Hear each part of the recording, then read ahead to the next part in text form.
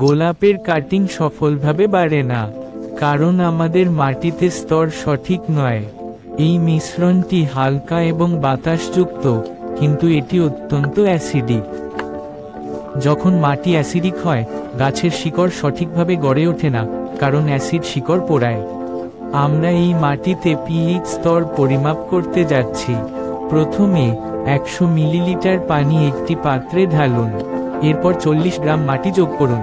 মাটিকে পানির সাথে ভালোভাবে মিশিয়ে একটি পিএইচ স্ট্রিপ নিয়ে মিশ্রণে 5 থেকে 15 সেকেন্ডের জন্য ডুবিয়ে রাখুন। স্ট্রিপের রং প্যাকেজের রঙের সাথে তুলনা করুন। এক্ষেত্রে রংটি 5 এবং 6 এর মধ্যে খুব কাছাকাছি, যা নির্দেশ করে যে এই মাটির পিএইচ প্রায় 5.0 থেকে 5.6। এই অ্যাসিডিক পিএইচতে গাছগুলি স্বাস্থ্যকর শিকড় গড়ে তুলবে না। যতই জল দেন, তারা বাড়বে না। কিন্তু একটি সমাধান আছে। অ্যাসিডিক মাটিতে পিএইচ বৃদ্ধির জন্য কৃষি চুন মিশ্রিত করুন।